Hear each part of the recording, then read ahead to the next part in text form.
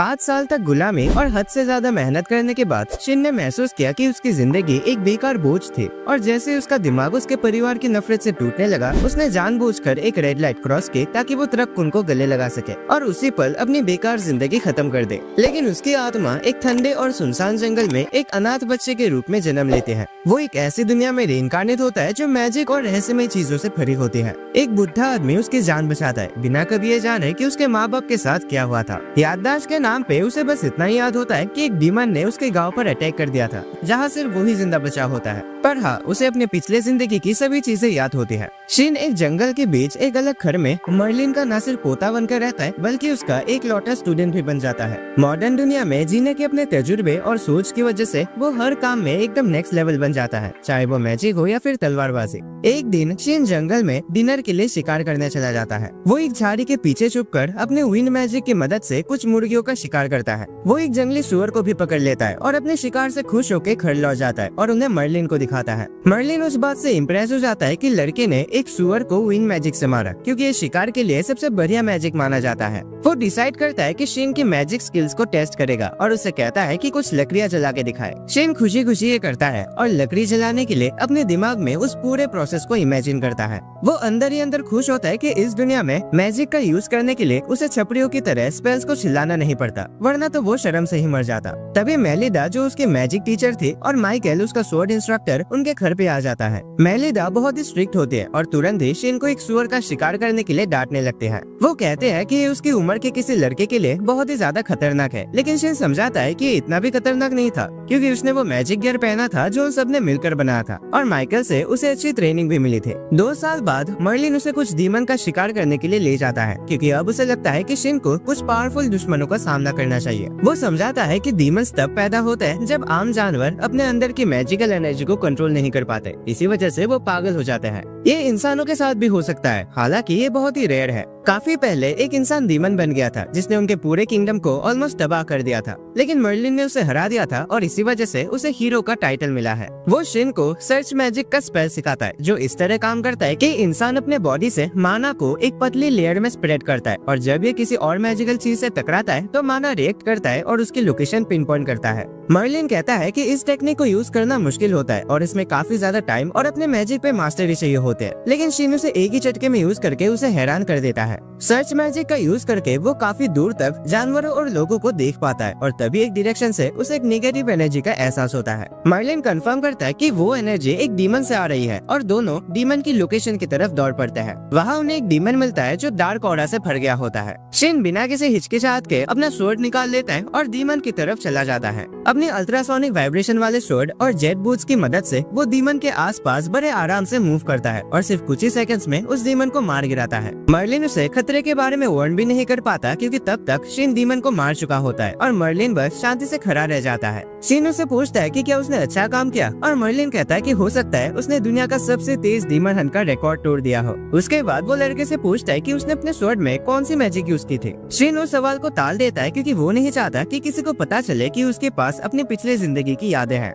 लेकिन उसे ये नहीं पता होता कि मर्लिन और बाकी लोग पहले से शक कर चुके होते हैं कि वो किसी दूसरे दुनिया से आया है। अगले दिन उसे माइकल के साथ एक भयानक कॉम्बैट ट्रेनिंग मिलती है। ट्रेनिंग के बाद मर्लिन उसे पहाड़ों में ले जाता है, जहाँ वो उसे बताता है कि वो उसका असली पोता नहीं है। शिन अपने असली माँ बाप के बारे में पूछता है, लेकिन मर्लिन उसे समझाता है कि वो लोग इतने बुरी तरह से घायल थे कि पहचाना भी नहीं जा सकता था। शिन को उस दिन की कुछ हल्की फुल्की यादें आती है और उसने इस बात को एक्सेप्ट भी कर लिया है। वो मर्लिन से कहता है कि उसके लिए सिर्फ वो, माइकल और मेलिडा ही उसकी फैमिली है, क्योंकि उन्होंने उसे पाला है। ये बातें सुनकर मर्लिन छोटे बच्चे की तरह रोने लगता है। उसके 15 बर्थडे पर एक पार्टी रखी जाती है जिसमें कुछ खास मेहमान भी आते हैं, जिसमें एक आदमी होता है जिसे वो अंकल देश कहता है और उसके साथ 2 गार्ड्स होते हैं, क्रिस्टीना और सिगफ्रीड। पार्टी के दौरान वो लोग शिन से पूछते हैं कि वो बड़ा होकर क्या करना चाहता है। शिन कहता है कि वो बस एक बार के लिए टाउन में जाना चाहता है, क्योंकि उसने कभी भी जंगल के बाहर का दुनिया नहीं देखा। इसके अलावा उसके पास कोई खास गोल नहीं है। क्रिस्टीना सजेस्ट करती है कि वो रॉयल नाइट ज्वाइन कर सकता है या फिर एक डीमन हंटर बन सकता है। सब लोग अपने अपने सजेशंस देने लगते हैं और तभी शिन रिवील करता है कि उसे पैसे का भी इस्तेमाल करना नहीं आता। ये सुनकर सब लोग शॉक हो जाता है। पता चलता है कि मर्लिन ने उसे सिर्फ मैजिक सिखाए थे, बाकी दुनिया की बेसिक चीजें नहीं। लेकिन वो बुढ़ा कहता है, अरे फिक्र मत करो, सीख जाएगा, हमारा लड़का टैलेंटेड है। उसके बाद शिन अपना एक स्पेशल मैजिक यूज करता है जिसका नाम है गेट, जो टेलीपोर्टेशन की तरह काम करता है और उसे एक जगह से दूसरी जगह इंस्टेंटली ले जाता है। वो सबको एक खुले जगह में ले जाता है एक मैजिक टेस्ट के लिए। मर्लिन सबको बताता है कि ये टेस्ट कितना खतरनाक हो सकता है और उन्हें तैयार रहने को कहता है। वो शिन को कहता है कि अपना सबसे पावरफुल स्पेल दिखाए। शिन शुरू करता है अपनी इमेजिनेशन से। वो एक गैस के बारे में सोचता है और उसमें काफी ज्यादा ऑक्सीजन ऐड करता है। रिजल्ट होता है एक ब्लू फ्लेम जो सबको शॉक कर देता है, लेकिन ये तो सिर्फ शुरुआत थी। फिर शिन हाइड्रोजन ऐड करता है और एक बड़े फायरबॉल को कंप्रेस करके एक सिंगल पॉइंट में कन्वर्ट कर देता है और उसे एक नजदीकी पहाड़ पर शूट करता है। उसका रिजल्ट एक मिनी न्यूक्लियर बॉम्ब जैसा धमाका होता है जो सबको डरने पर मजबूर कर देता है, खासकर मेलिडा को। इस एक्सपेरिमेंट के बाद वो सभी लोग ये फैसला करते हैं कि शिन जैसे एक महान टैलेंटेड लड़की को ऐसे ही फ्री घूमने देना काफी रिस्की होगा। डीसीएम ये भी बताता है कि उसकी वजह से सारे किंगडम्स के बीच का बैलेंस बिगड़ सकता है और हर एक राजा उसे अपने तरफ खींचने की कोशिश करेगा। वो सजेस्ट करता है कि शिन एक मैजिक एकेडमी ज्वाइन करे, लेकिन मर्लिन को ये आइडिया पसंद नहीं आता क्योंकि उसका मानना है कि अगर शिन एकेडमी ज्वाइन करता है तो वो ऑफिशियली उस किंगडम का एक हिस्सा बन जाएगा।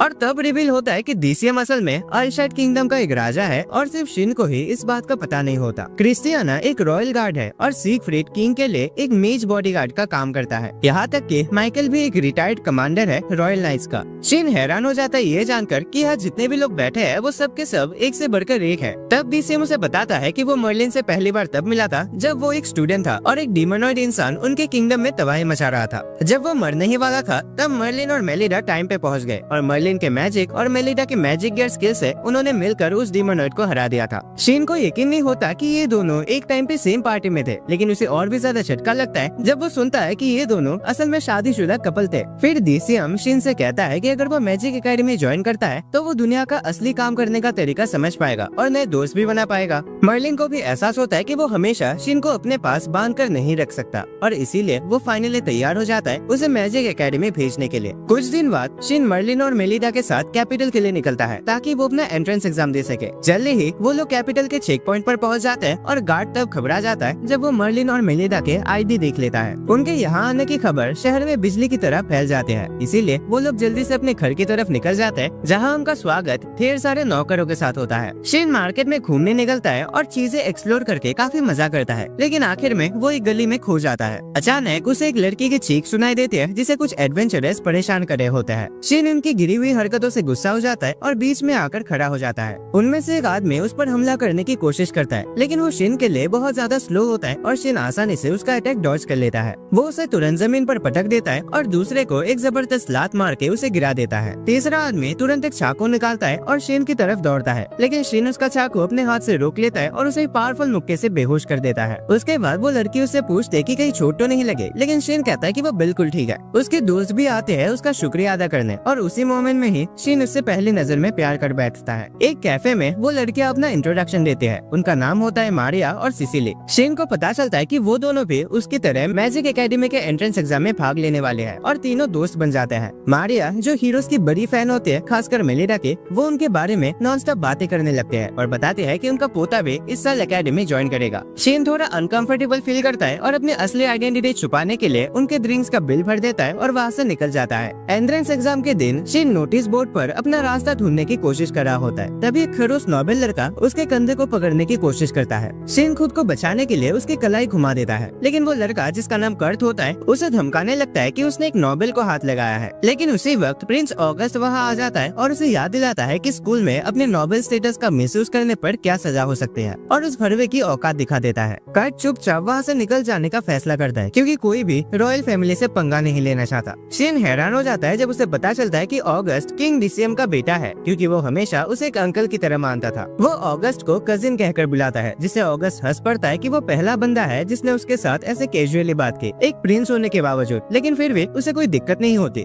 सब लोग रिटन एग्जाम देते हैं एक हॉल में और उसके बाद प्रैक्टिकल टेस्ट के लिए चले जाते हैं। शिन एक्साइटेड होता है दूसरे स्टूडेंट्स को मैजिक करते देखने के लिए, लेकिन हैरान हो जाता है जब एक लड़का मैजिक स्पेल्स पढ़ के एक फायर बॉल बनाता है। सब लोग इम्प्रेस लगते हैं सिवाय शिन के, जो अंदर ही अंदर मर चुका होता है। अगला कैंडिडेट भी कुछ खास नहीं करता और उसके बाद वाला भी नहीं। शिन सिर्फ निराश होकर देख रहा होता है। जब उसकी बारी आती है तो इंस्ट्रक्टर उसे कहते हैं कि अपने पावर्स को कंट्रोल में रखे, क्योंकि किंग से पहले ही उसे वार्निंग मिल चुके होते हैं। शिन अपने सबसे हल्की पावर का यूज करता है, लेकिन फिर भी पूरा रूम तोड़ देता है। फाइनली रिजल्ट आता है। शिन और ऑगस्ट दोनों पास कर जाते हैं। वो लोग अपने यूनिफॉर्म्स कलेक्ट करने जाते हैं, जहाँ रिसेप्शनिस्ट बताते हैं कि यूनिफॉर्म्स डिफेंसिव मैजिक से एन्चेंटेड है। वो कहते हैं कि स्टूडेंट्स को खुद एन्चेंटमेंट नहीं करनी चाहिए। शिन पूछता है कि क्या मेलिडा उसकी यूनिफॉर्म एन्चेंट कर सकते हैं, और रिसेप्शनिस्ट एग्री कर जाते हैं। वो बताते हैं कि शिन एंट्रेंस एग्जाम का टॉप स्कोरर है और इसीलिए उसे एंट्रेंस सेरेमनी में स्पीच देनी पड़ेगी। शिन तुरंत ये जिम्मेदारी ऑगस्ट पर डालने की कोशिश करता है, लेकिन ऑगस्ट उसे याद दिलाता है कि स्कूल में नोबल परिवार के लिए कोई ऐसा स्पेशल रूल नहीं होता। शिन डिसाइड करता है कि स्कूल की एन्चेंटमेंट को दोबारा खुद से करेगा अपनी स्पेशल पेन से, और वो एक ऐसी एन्चेंटमेंट बनाता है जो सिर्फ डिफेंस नहीं देती बल्कि ऑटो हीलिंग और मैजिक को काइनेटिक एनर्जी में कन्वर्ट भी करते हैं। अपने काम से खुश होकर वो जोर से चिल्लाता है एक्साइटमेंट में, जिससे मेलिडा का ध्यान उस पर चला जाता है। वो इतनी शॉक्ड होती है कि अगले दिन उसे प्रॉमिस करवाती है कि वो एंट्रेंस सेरेमनी में अपनी यूनिफॉर्म के एन्चेंटमेंट का राज किसी को नहीं बताएगा। एंट्रेंस सेरेमनी के दिन जब शिन का नाम स्पीच के लिए बुलाया जाता है, तो लड़कियों को पता चलता है कि जिस हीरो के पोते के बारे में वो लोग उस दिन बात कर रहे थे, वो और कोई नहीं बल्कि शिन ही है। शिन आराम से अपनी स्पीच देता है, जबकि कर्ट गुस्से और नफरत से भरा होता है। शिन, ऑगस्ट और दोनों लड़कियां एसरन क्लास में रखे जाते हैं। होमरूम के बाद सिसिलियन बताते हैं कि एक लड़का उसका पीछा कर रहा है, जिसकी फैमिली उसकी फैमिली से ज्यादा पावरफुल है। शिन खुश होता है कि उन्होंने उसे सच बताया, लेकिन उसे जल्दी ही पता चलता है कि वो लड़का और कोई नहीं बल्कि कर्ट है।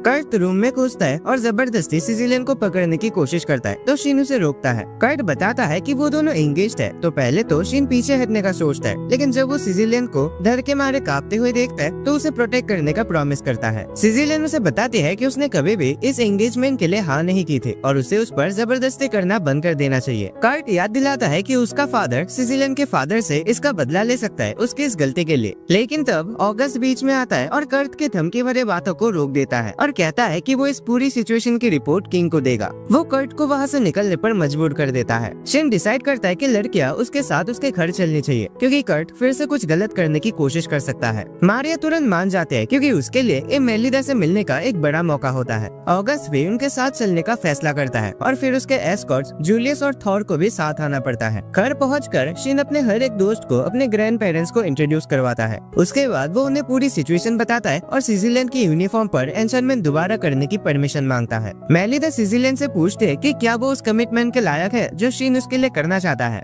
शिन इस बात को ज्यादा सीरियस नहीं लेता, लेकिन मेलिडा उसे समझाते है कि अगर शिन ने सिसिलियन की यूनिफॉर्म एन्चेंट की, तो वो एक नेशनल ट्रेजर बन जाएगी, जो इतनी महंगी बिक सकती है कि उसकी कीमत का अंदाजा लगाना मुश्किल होगा। सिसिलियन फिर रोने लगते हैं और बताते हैं कि उसने गलत किया कि उसने शिन के काइंडनेस का फायदा उठाया। वो मदद लेने से मना कर देते हैं और वहाँ से जाने लगते हैं, लेकिन तभी मेलिडा उसे रोक लेते हैं। वो उसकी ईमानदारी की तारीफ करते हैं और शिन को उसकी यूनिफॉर्म दोबारा एन्चेंट करने की परमिशन दे देते हैं। मेलिडा सबको ये प्रॉमिस करवाते हैं कि कोई भी शिन के एन्चेंटमेंट के बारे में किसी को नहीं बताएगा, क्योंकि मिलिट्री के लोग तो इस पावर का टेस्ट लेना जरूर चाहेंगे। आखिर में शिन सबकी यूनिफॉर्म्स एन्चेंट कर देता है, सिवाय मारिया के, जो किसी नेशनल खजाने का बोझ नहीं उठाना चाहते। अगले दिन शिन अपने सर्च मैजिक का यूज करता है उन्हें स्कूल तक सेफ पहुंचाने के लिए। मारिया उसकी इस बात के लिए शुक्रिया अदा करता है, लेकिन उनके सुबह सुबह वाले छोटी सी रोमांस वाली फाइव मारिया के लिए एक दिक्कत बन जाते हैं। स्कूल में एक येलो बालों वाले लड़के क्लास के एकदम एंड मोमेंट पे दौड़ते हुए आते हैं। उस लड़के का नाम है एलिस कॉर्नर और वो एक्सप्लेन करते हैं कि वो अपने स्कूल के पहले दिन को लेके इतनी एक्साइटेड थी कि वो रात भर सो ही नहीं पाई। ये सुन के शिन हैरान हो जाता है कि इस दुनिया में आखिर 15 साल के बच्चों को एडल्ट क्यों मानते हैं। टीचर क्लास में आते ही सबको स्कूल दिखाने के लिए ले जाते हैं। वो उन्हें बताते हैं अलग अलग क्लब्स के बारे में, जैसे मैजिक मेकिंग, पोशंस बनाने और बॉडी बिल्डिंग क्लब, और सबको कह देते हैं कि किसी न किसी क्लब में जरूर ज्वाइन करे। जूलियस को बॉडी बिल्डिंग क्लब काफी पसंद आता है, लेकिन वो जानता है कि वो ज्वाइन नहीं कर सकता, लेकिन ऑगस्ट उसे अलाउ कर देता है, क्योंकि ये उसके लिए एक मौका होता है अपने एस्कॉर्ट से फाइनली फ्री होने का।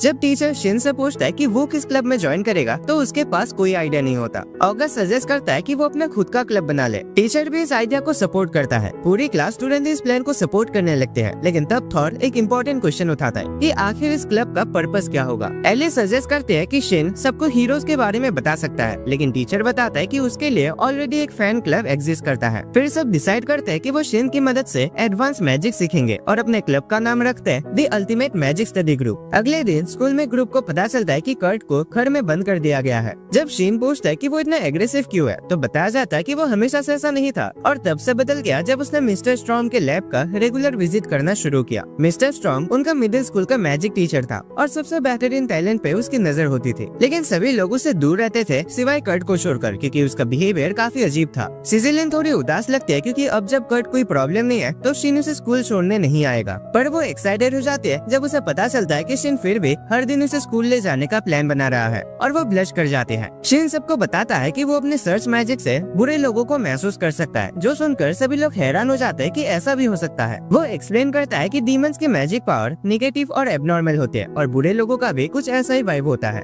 इस पर लिन उससे पूछते है कि क्या उसने पहले कभी किसी डीमन का शिकार किया है, और वो हाँ कहता है। सब हैरान हो जाते हैं, लेकिन और भी ज्यादा तब होता है जब उन्हें पता चलता है कि शीन सिर्फ 10 साल का था जब उसने 3 मीटर लंबा डीमन भालू को अकेले ही मार गिराया था। कैफेटेरिया के बाहर ही शीन को एक डीमनिक प्रेजेंस महसूस होती है जो एक्चुअली कर्ट निकालता है और वो तुरंत ही उन पर फ्लेम मैजिक से अटैक कर देता है। शीन की बैरियर मुश्किल से उसके फ्लेम को रोक पाते हैं, तो वो सबको बोलता है कि अपनी यूनिफॉर्म में माना इन्फ्यूज करो। शीन के हाथ जल जाता है, लेकिन उसका ऑटो हीलिंग एन्चेंटमेंट उसे हील करता है। सबको समझ आता है कि कर्ट उनकी जान लेने आया है, तो सब तैयार हो जाते हैं लड़ने के लिए। कर्ट लगातार एक निगेटिव ऑरा छोड़ता है और धीरे धीरे एक डीमन में बदलने लगता है। शीन ऑगस्ट से कहता है कि वो बाकी सबको सुरक्षित जगह ले जाए जब तक वो कर्ट को रोकता है। ऑगस्ट को गुस्सा आता है कि शीन उन्हें इतना लायक नहीं समझता कि वो लड़ सके, लेकिन शीन कहता है कि वो सिर्फ उनकी सेफ्टी के लिए ऐसा कर रहा है। ऑगस्ट को समझ आता है कि शीन सही कह रहा है और वो सबको ले जाता है सुरक्षा के लिए। अब जब कोई डिस्ट्रैक्शन नहीं है, शीन अपने ब्लू फ्लेम्स एक्टिवेट करता है और लड़ने के लिए तैयार हो जाता है। कर्ट जोरदार अटैक करता है, लेकिन शीन अपने गियर के साथ आसानी से उसके अटैक से बचता है।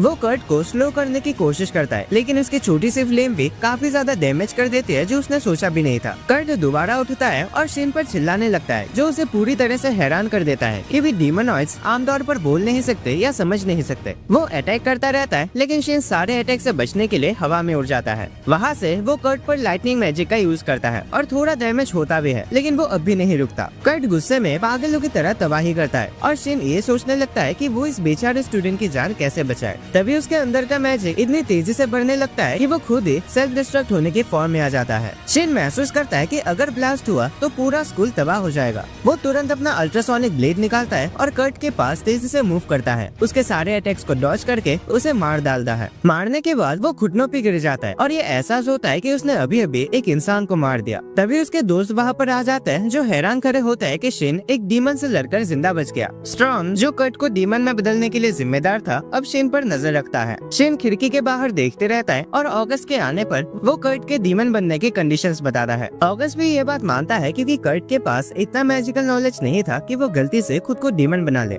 वो लोग अंदाजा लगाते हैं कि ये ट्रांसफॉर्मेशन बाहर से उस पर डाली गई होगी, क्योंकि कर्ट एक नॉर्मल डीमन के जैसा नहीं था। वो तब भी अपने होश में था। इससे एक ही बात हमें पता चलता है कि मे बी कर्ट के ऊपर किसी ने कुछ एक्सपेरिमेंट किया था। शाम को जब वो घर पहुंचते हैं तो देखते हैं कि राजा और उसके साथी ऑलरेडी उनका इंतजार कर रहे हैं। राजा ने शीन को एक फर्स्ट मेरिट ऑनर दिया है इस मुसीबत को टालने के लिए। शीन हैरान होता है, लेकिन मर्लिन डीसीएम का सामना करता है। डीसीएम तुरंत बताता है कि पूरी नेशन में ये इंसिडेंट फैल चुका है और अगर शीन को हीरो का अवार्ड ना दिया गया तो लोगों में नाराजगी हो सकती है। वो एक बार फिर से प्रॉमिस करता है कि शीन को पॉलिटिकल मैटर से दूर रखेगा और मर्लिन के पास मंजूर करने के अलावा और कोई रास्ता नहीं होता। अगले दिन शीन पूरे शहर का हीरो बन जाता है और सभी लड़के अभी उस पर नजर रखते हैं, लेकिन सिजिलियन के साथ उसे देखकर सबको लगता है कि वो ऑलरेडी रिलेशनशिप में है। इसी बीच स्कूल में सब लोग शीन के क्लब में ज्वाइन करने के लिए भाग रहे होते हैं, तो टीचर इस बात को लेकर परेशान हो जाता है कि क्या क्लब में स्टूडेंट्स की लिमिट फिक्स की जानी चाहिए। आखिरकार वो डिसाइड करता है कि जो भी स्टूडेंट डायमेंशनल स्पेस का यूज कर सके सिर्फ वही क्लब में शामिल हो सकता है।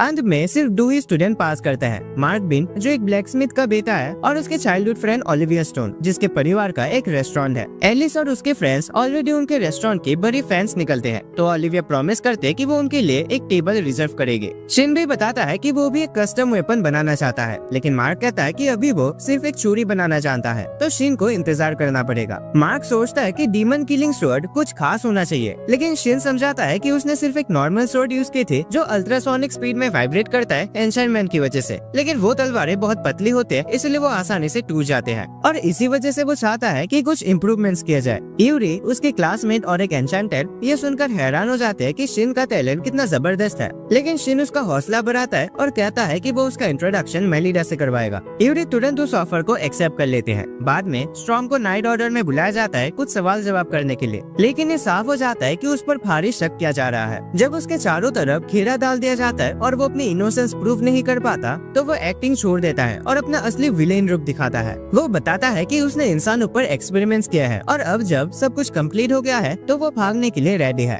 जैसे ही वो कर्ट को डीमन बनाने की बात एक्सेप्ट करता है, शिन तुरंत अपनी तलवार और फ्लेम्स के साथ उस पर हमला कर देता है। स्टॉर्म उसके अटैक्स को ब्लॉक करता है और सारे अटैक्स को आसानी से डॉज कर लेता है, जबकि शिन लगातार उस पर तलवार से हमला करता रहता है, लेकिन उसके स्वॉर्ड अटैक का कोई असर नहीं पड़ता। फिर वो अर्थ मैजिक का यूज करके स्टॉर्म को हवा में ले जाता है ताकि उसके लिए वहाँ से निकलना मुश्किल हो जाए, लेकिन स्टॉर्म के पास फ्लोटिंग मैजिक भी होता है। शिन हैरान होकर अपने गियर का यूज करके खुद को भी हवा में उठा लेता है और उस पर एक हमला करता है। उसके बाद वो जबरदस्त तरीके से अपने हॉट फ्लेम से अटैक करते रहता है, जिसे स्टॉर्म एक पावरफुल हमले से उसे पीछे धकेल देता है। बदकिस्मती से उस वक्त स्टॉर्म का चश्मा टूट जाता है और सबको पता चल जाता है कि वो एक डीमन है जिसके पास अपने सेंसेस का परफेक्ट कंट्रोल है। वो खमन से कहता है कि वो एक ऐसे लेवल पर पहुंच गया है जहां इंसान उसके लिए सिर्फ खिलौनों की तरह है। ये सुनकर शिन तुरंत अटैक कर देता है। स्टॉर्म सोचता है कि वो चूक गया, लेकिन असल में शिन सिर्फ टाइम वेस्ट कर रहा होता है ताकि वो अपना सबसे भयंकर स्पेल एक्टिवेट कर सके। सनलाइट को कंसंट्रेट करके शिन एक स्पेल एक्टिवेट करता है और उस सनलाइट की हजारों बीम छत से गुजरते हैं और सीधा स्टॉर्म को हिट करते हैं। फिर एक जबरदस्त धमाका होता है। जैसे ही ब्लास्ट खत्म होते हैं, शिन देखता है कि आसपास की जमीन हीट की वजह से ग्लास में बदल गई है,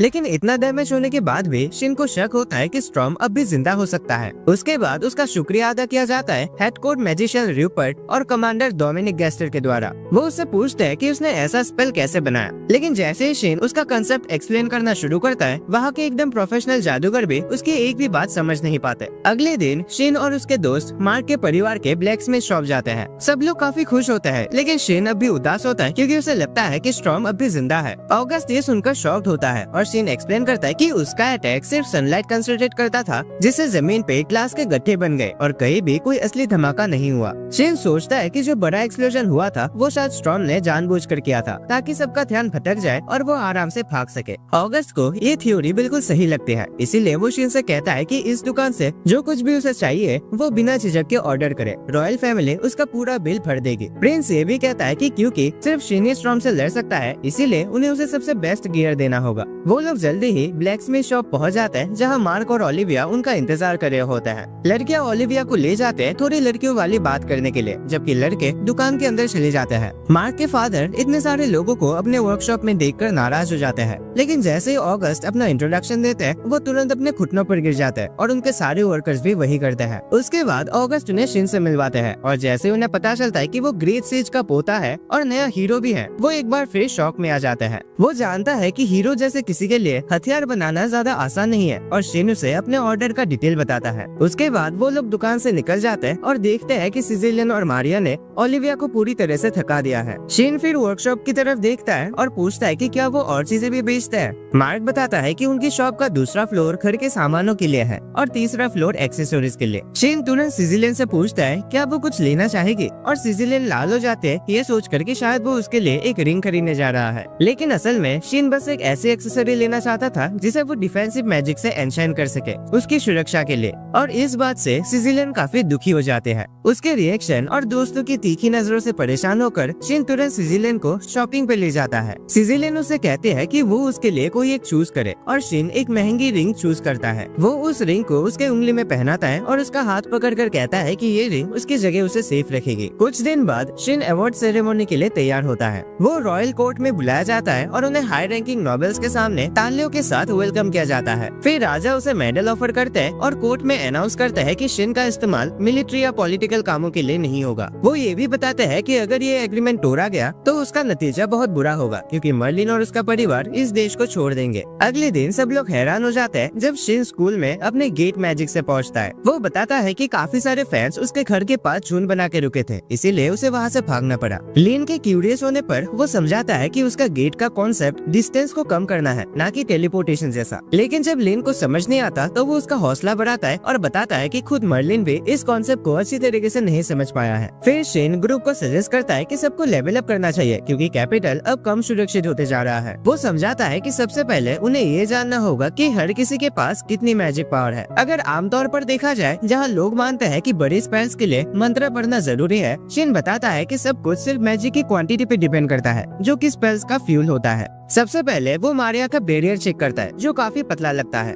फिर वो सिजिलियन से कहता है कि वो उस एन्चेंटेड रिंग से एक बैरियर बनाए जो उसने उसे गिफ्ट की थी। जब वो बैरियर बनाते हैं तो वो ज्यादा मजबूत और स्ट्रॉन्ग होता है, क्योंकि उस रिंग में शिन की खास मैजिक कंट्रोल का एन्चेंटमेंट है। शिन डिसाइड करता है कि वो ग्रुप को अपनी मैजिक कंट्रोल की पावर का एक हल्का सा झलक देगा, लेकिन उसकी मैजिक पावर इतनी इंटेंस होती है कि ऑलमोस्ट सभी लोगों को प्रेशर से घुटन होने लगता है। शिन उन्हें बताता है कि जब तक वो लोग इस लेवल की मैजिक कंट्रोल नहीं सीखते, तब तक उनके पास डीमन से लड़ने का कोई चांस नहीं है। बाद में वो सबको अपने घर ले जाता है और उसके दोस्तों को लीजेंडरी सेज और गुरु से मिलने का बहुत एक्साइटमेंट होता है। शिन अपने ग्रैंड पेरेंट्स को बताता है कि स्कूल गेट के बाहर फिर से भीड़ लगी हुई थी और मर्लिन हंसकर कहता है कि सेलिब्रिटी होने की कीमत है। फिर उसे पता चलता है कि शिन अपने स्टडी क्लब में दोस्तों को ट्रेनिंग दे रहा है। स्टूडेंट्स मर्लिन से पूछते हैं क्या उन्होंने ही शिन को वो अजीब मैजिक स्पेल सिखाए, तो वो कहता है कि उन्होंने सिर्फ बेसिक सिखाए थे, बाकी सब तो उस लड़के ने खुद ही मैजिक को मॉडिफाई करके सीखा है। मर्लिन कहता है कि आमतौर पर मैजिशियंस स्पेल्स का रिजल्ट मन में सोचते हैं, लेकिन शिन प्रोसेस पे ध्यान देता है। फिर वो स्टूडेंट से पूछता है कि क्या उन्हें पता है कि आग कैसे जलती है, लेकिन किसी को भी उसके बारे में कुछ नहीं पता,